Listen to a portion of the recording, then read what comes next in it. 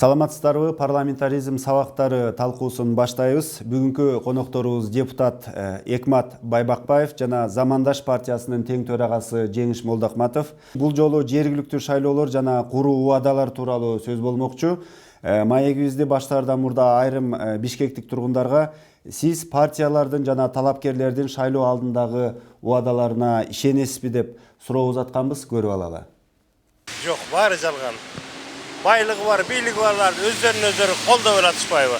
Андан башка карапайым элге эч жакшылык келип кытырбай чатпылар чыгардылар. Мен эч качан алардын эмесине ишенбейм. Ушул убакытта чейин канча шайлоону башыман өткөрдүм, канча шайлоодо катыштым. Бири да убадасын аткарганын көргөн жокмун. Эч ишенбейм мен. Көзүм жетпейт. Азыр ишениш деле кыйын болуп калды. Уже ишене албай калдык. Эми, конечно, надеемся, что ишенгенге. Ишенбейсиз го? Неге? Айткандар Сурамжыланган Бишкектин тургундары ишенбейбиз деген пикирлерин айтышыптыр. Айрымдары гана бир аз үмүтүн билдирип атат. Себеби эмнеде деп ойлойсуз? Биринчиден ушул элдин ишеничи болбой калганы ушул өкүнүчтүү. Ишин айтыш керек. Бул шайлоо тарапка келгенде баардыгыбыз эле туурабы? Аттын элге чыккандардын баардыгы эле мындай кылабыз, тигини кылабыз. Мен айтам, ушул реалдуу айтыш керек да. Элдерде ушул мындай заблуждение не надо вводить. Бирин кылабыз, муну кылабыз деп. Эмне кылат? Мына биздин партия 15 мыйзаммен келгенбиз. 15 мыйзаммен келдик, эмеге шайлоого чыкабыз, өткөн шайлоодо жогорку кеңешке. Ушул 15 мыйзамдын азыр астында иштеп атабыз биз. Аны вада берген, шуну бергенбиз биз ваданы. Азыр көбүсүнүн көбүсү биринчи окуудан чыгып, ушул мен ойлойм, что биздин экономика тармакка ушул мыйзамдар иштеп чыкса, көп баягы көйгөй маселенин баарын алып артка тартат, чабат. Анан калса элдин турмушу оңолот деген мен. Биз мындай кантип айтсам, бул кишилерден ишенбей атканы, биз партийный список болгон, биз партиянын өзүнүн программасына ишениш керек азыр. Ушуга мен тартатын едим, чакыратын едим биздин деле көрүүчүлөрдү. Партия келип туруп өзүнүн, мисалы силердин Республика Ата Журт партиясынын жогорку кеңештеги шайлоо алдындагы убадалардын бири жанагы 7% кредит болчу. Мисалы анан кийин мисалы шайлоо аяктагандан кийин жок, биз оппозициялык тарапта болуп калдык, бийлик бизде болбой калды деген жооп бердиңиздер да, туурабы? Мына Жеңиш мырза, сиздер дагы ошого жооп берип коеюнбу? 7%, кечиресиң Жеңиш мырза. Мен ушу 7% мырза, бул мындайда бюджетке аны киргизүү 200 миллион экен айырмасы. Мен баягыда таап бергем ал акчаны. Ушу пивода, биздин пивода сатылып аткан азыр. Жанагы пиво алкогольный продукция болгон менен аларга биз эме төлөбөдүк эмес, акциз.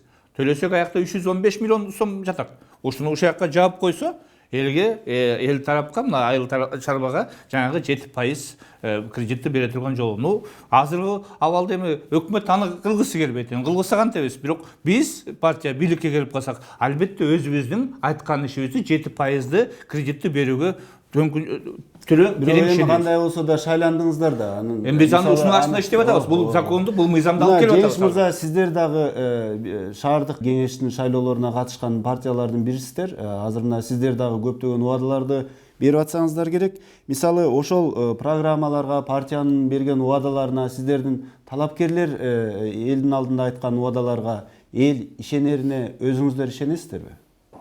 Негизи сиз көтөргөн тема өтө оорчундуу. Мына сурамжылоодон да эл ишенбейм деген, бул 6 киши жооп берип атат. Азыр 1000 кишиден сурасаңыз эле 1000 киши жооп берет да ошондой деп. Биз Бишкек шаарына катышкан жокпуз, бирок ондой шаарга катышып атабыз. Биз 3 гана нерсени убада кылып атабыз. Биринчи бул тартипти орнотуу, экинчи коррупция менен жоюу, үчүнчү анан өнүгүү багытын аныктап чыгуу. Эмнеге? Себеби биз эгерде тартипти орното албасак, куру убадаларды берүүдөн алыс болуш керек. Эми мен эл түшүнүш үчүн мен жөнөкөй мисал менен келтирейин. Ибраим мырза, мен сизге келдим, айтып атам. Түшүнүктүү болушун айтып атам да. Сиз мага бир тоогуңузду берип туруңуз, күзүндө мен аны 3 тоог кылып алып келип берем деп атам. Күз келди, сиз менден сурап атасыз, мен айтып атам, бир тоогуң да жок, 3 тоогуң да жок деп. Бирок учурунда мен аны 10 жумурткасын алдым, өзүмдүн пайдамды көрдүм. Сиз арыз жазасыз да мени каматасыз. Бул мошенничество деп коет да. Биздин саясий партиялар тилекке каршы ойго сыйбаган, популисттик, аткарылбаган убадаларды берип атышпайбы? Мына ушундай учурларда кээ бир мамлекеттерде норма бар экен. аткарылбаган убадаларды үгүт иштеринде колдонулса, ал шайлоодон четтеткенге чейин нормалар каралган экен. Бизде тилекке каршы андай жок. Мына парламенттик шайлоодон айтып атабыз, ушул кур убадалардын артынан канча деген партиялар келди. Эмне деген убадалар берилди. Жада калса, ошо шайлоо учурунда 2015 жылы элди эмес, жаратканды да алдагандар болду да, айрым партиялар. Эмне деген сөздөр айтты? Жаратканым колдосо, элим колдосо, сүйүнчү пулду беребиз дегендер болду да. Анан сүйүнчү пул эмес, азыр эч нерсе жок. Анан таң калыштуу жери, мына азыр сиздин кесиптештериңиз сурап атат. Ошол убадалар эмне үчүн аткарылбайт десе, таң калыштуу сиздин коллегалар айтып атат, жооп берип атышат. Кризис болуп кетерин биз билбептирбиз деп. Кудай ырбады, 2014 жылдан бери Кыргызстан кризис эмес, кризистин так пигинде турат. Ал эми 20 жылдан бери Кыргызстан кризисте жашап келатабыз. Анан мунун баарын эсепке алыш керек да. Жогорку кеңештеги шайлоо, мисалы ушул жергиликтүү кеңештерге шайлоого кайсы бир деңгээлде бир үлгү болуп атса керек. Анан кийин мисалы өткөн 2015 жылдагы шайлоодо абдан көп сын пикир бул жанагы добуштарды сатып алууга болгон да. Партиялар барат, шайлоочуларга акча берет, дагы бир нерселерди берет. Ошентип багы тиги бюллетенди бурмалоого мүмкүн болбогону менен шайлоочуну сатып алуу маселеси абдан курчтурган да. Бул жолу дагы ошол маселе абдан маанилүү деп эсептейсизби? Сатып алуу деген жолун ал мыйзам чегинде токтотууга аракет кылыш керек. Аны биз сиз бир эмени мага бир пример катары айтып берсеңиз, Баланчаевди кармап ушу менен баягы соттоду деген. Анда биз айтатын элек, бизде ал система бар экен, аны жоюш керек. Баргы эле айтабыз. Бирок аны тартипке алып келиш керек. Мен өзүм жекеше пикиримди айтып кетейин. Эми ар бир Мырза айтып кетти да, ушул жанагы кээ бир партиялар келип популизмден келип кетти деп. Эми алардын ар ким өзү, алар мындай айтып кетсе, кийинкиде бул партия замандаш келип калуу болот жогорку кеңешке. Алар өзүнүн ресурстарын ушинтип эле жоголтот элдин көзүнчө. Аларды биз азыр мындай кылды, андай кылды деген, ал кээ бирде мен туура деп турам, может быть туура эмес дегенде мен өзү жеке пикиримде эл таразы болот ага. Эл өзү берет бааны.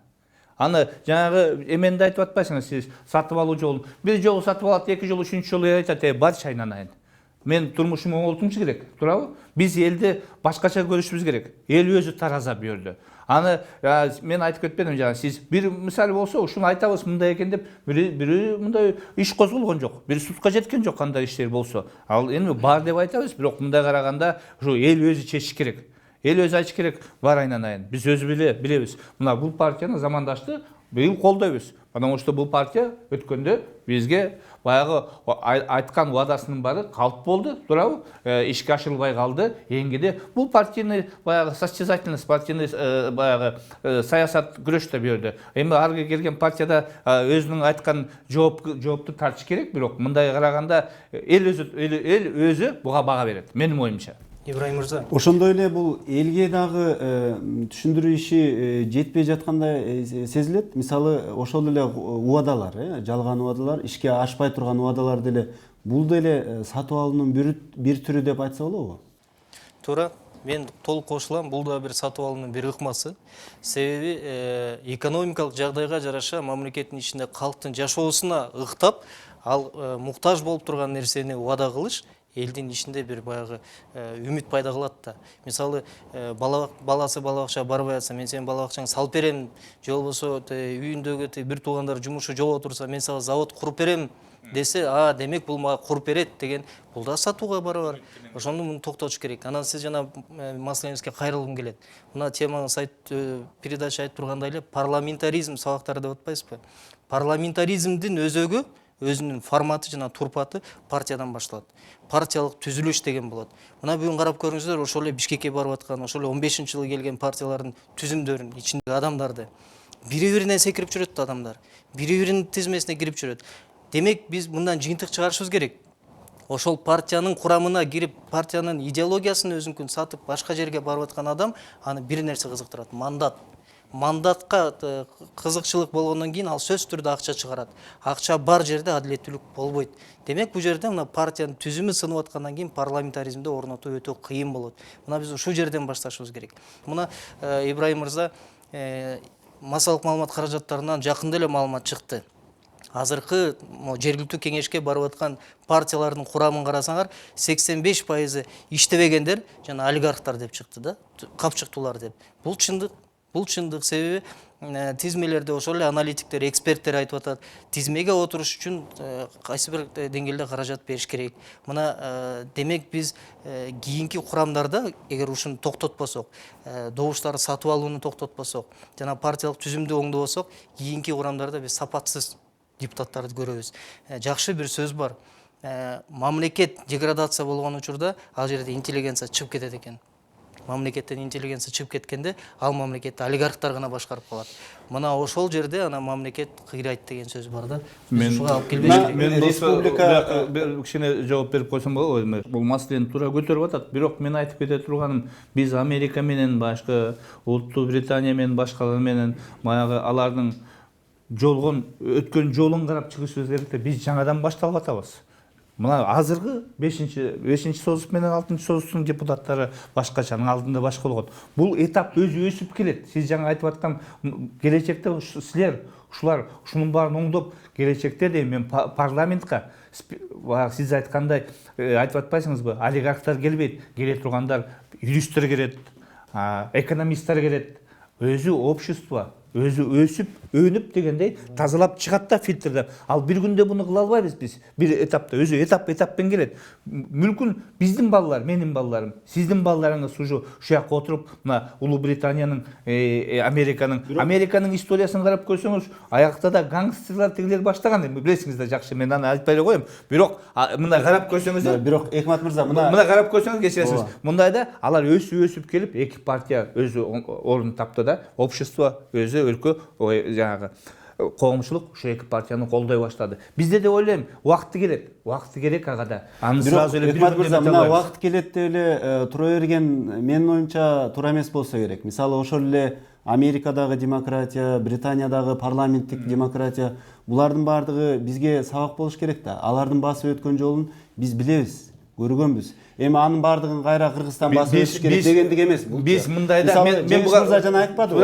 Парламент жанагы өзүнүн түзүмүн курамын оңдош керек депчи. Мисалы Республика Ата журт фракциясы, партиясы мисалы 25% ошол жумушсуздардан турат экен. Азыркы мисалы жергиликтүү кеңештерге шайлоодо. Ал эми калгандары олигарх жанагындай бай манап бизнесмен ошолор да. Анан кийин мисалы эмне үчүн мисалы сиздер ошол шаардык. Эмне үчүн мисалы жок, негизи жалпы жонунан да, жалпы жонунан эмне үчүн ушул партиялар өздөрүнүн курамын жакшылап карабайт да. Мисалы жаштар жүрөт, белгисиз бирөөлөр жүрөт. Эмне үчүн мисалы ушул эле Бишкек үчүн күйүп аткан мисалы Айсулуу Алымбек кызы сыяктуу активисттер бар. Айбек Баратов жүрөт. Мисалы ал депутат эмес, бирок ошол шаар үчүн күйүп, шаардагы жол бузулган жолдор үчүн, өчүп калган светофорлор үчүн күйүп жүрөт. Өндүрүш Токтор Насыров сыяктуу активисттер бар. Эмне үчүн ушундай буга чейин эле депутат болгонго чейин эле аларды бар го. Сиздин сөзүңүздү буруп кетейин. Аларды партия таңлабайт. Алар өздөрү партияны таңлаш керек. Партиянын саясатын караш керек. Партиянын программасын карап туруп, ушулар барып туруп, мына биз келдик, сиз замандашка келдиңиз, туурабы? Биз аларды барып партия сен мага кел, сизче иште ушундай активист экен деген ал туура жол эмес. Бул мындай жол болуш керек. Ар ким өзү кадам жолу менен барып туруп, ушу партиянын программасын, партиянын саясатын, партиянын баягы партияга иштеп берем деп, партияга бир болом дегендер, ушулар партияга барып өздөрү кошулуш керек. Мен буларды бул кишилерди тааныбайт экенмин. Мындай мисал айтып атам да, бул туура эмес. Экинчиден жанагы сиз эмне үчүн булар болуп атат деген, мен жаңа айтып кеттим. Процесс роста деп коет орусча, идет она всегда. Биз Американын жолун азыр баса албайбыз. Американын экономикасы кандай, биздики кандай. Ал өзү этаппен келет. Мен терең ишенем да, биз 20 жыл мурун кандай болдук, азыр кандай болуп атабыз. Биз мына Орто Азия өлкөсүнө караганда биздин демократия, биздин саясат бул асман менен тигиле караган жер менен. Туурабы? Айтыш керек, анын баарын айтыш керек да, коркпой эле. Биз болсо саясат тарабынан ушу өзү өсүм жолу менен келишибиз керек. Аны эле сразу эле келип туруп эле чаптап Американын эмесимен жолу менен кетебиз, Англиянын жолу менен кетебиз деген ал туура эмес. Өзү адам, мына бала өскөндөй болуп туруп, өзү өсүм жолу болуш керек. Ар нерсени деп мен өзүм кайра өзү жеке пикиримди айтып атам, мен бул жерде партия эмес. Бул жерде сиздин алдыңызда турган, элге түшүнүктүү болсун дегеним да, алдыңызда турган айпатта.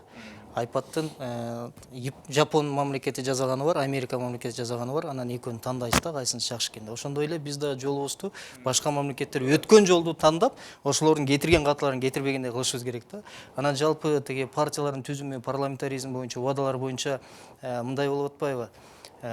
Ушул эле парламенттик шайлоодо мына бүгүн парламенттин курамын карасаңыздар 90% жана сиз статистиканы айткандай эле олигархтар отурат, капчыктуулар отурат.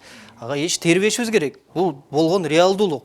Эми алар кантип келди дегенде эки жол менен келди, эки ыкма менен келди. Биринчи Ибраим мырза айткандай, бул элге жакшынакай аларга жага турган убадаларды берип келишти да бүгүн аткарылбайбыз деп атышат.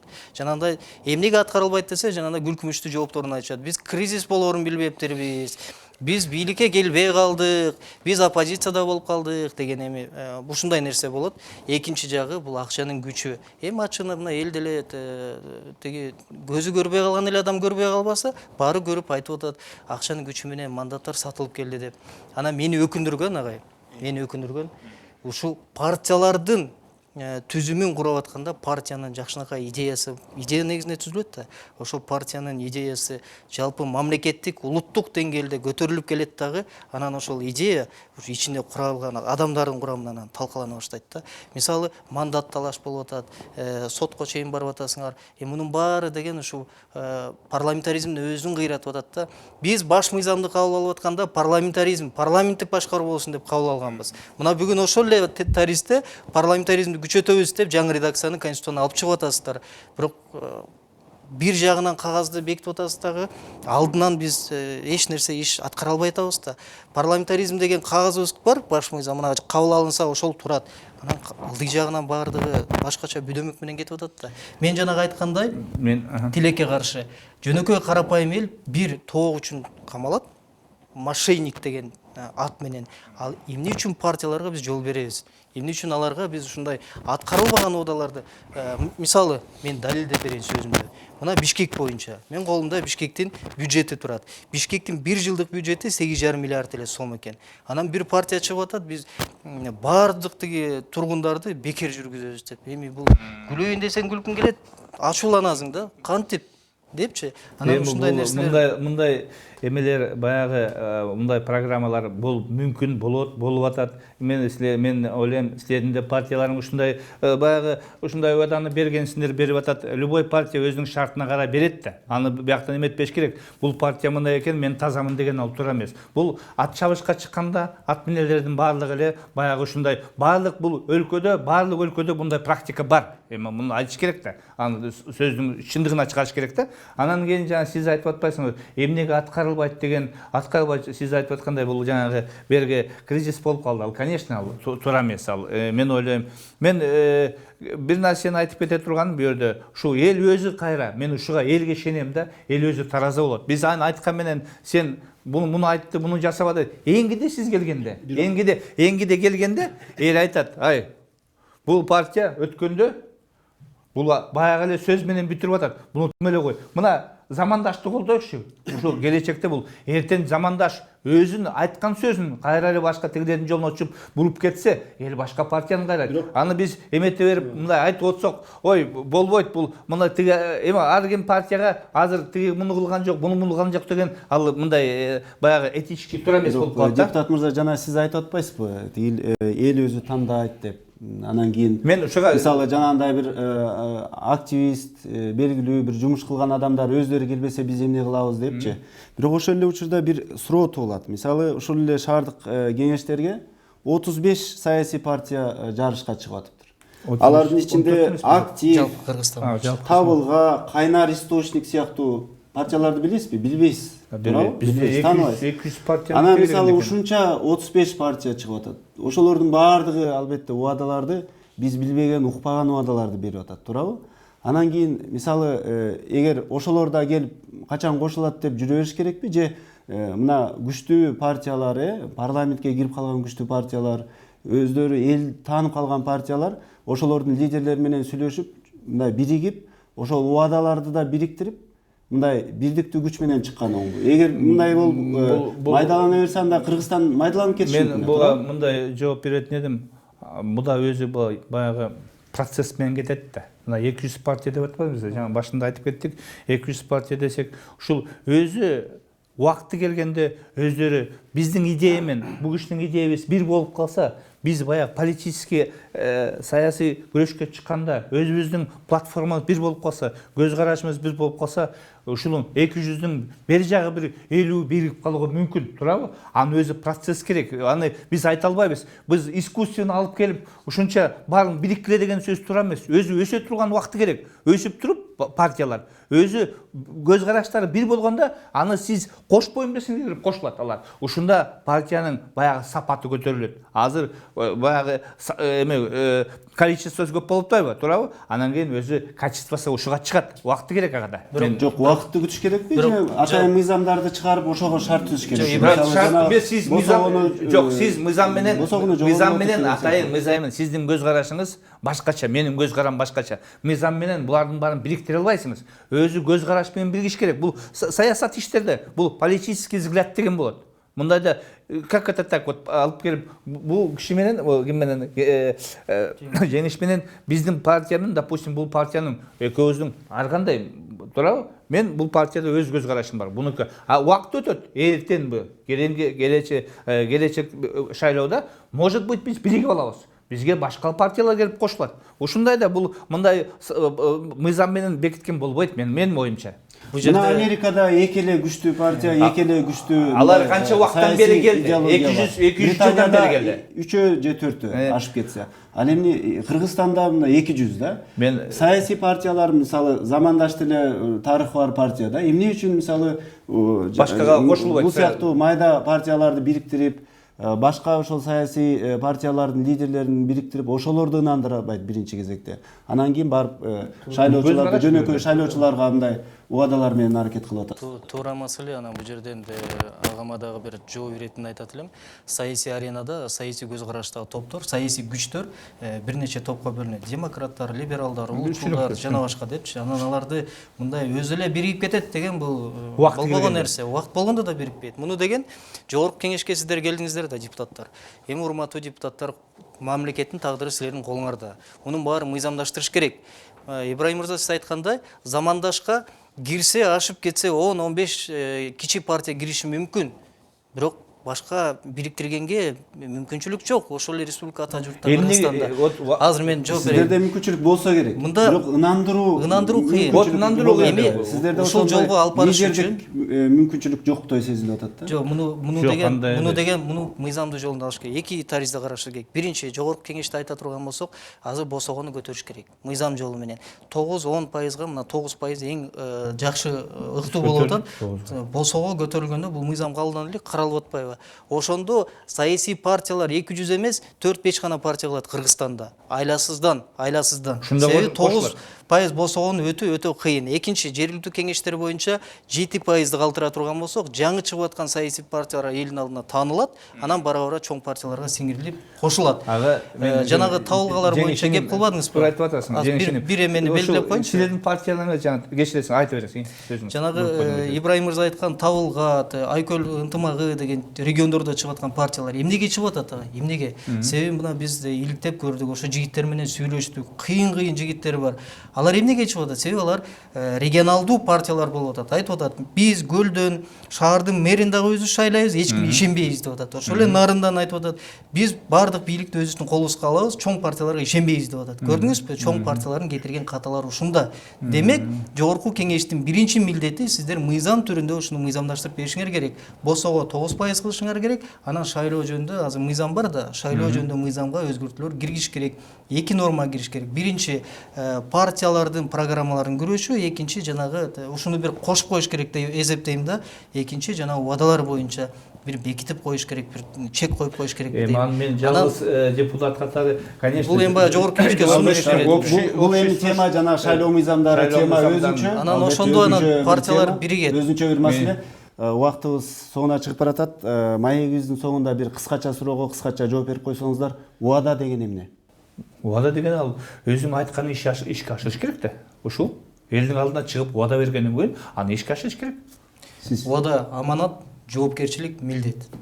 Маегиңиздерге чоң рахмат. Ушуну менен бүгүнкү көрсөтүүбүздү соңуна чыгарабыз. Сиздер парламентаризм сабактарынан депутат Экмат Байпакбаев жана Замандаш партиясынын тең төрагасы Жеңиш Молдокматов менен маекке ортоктош болдуңуздар. Саламатта калыңыздар.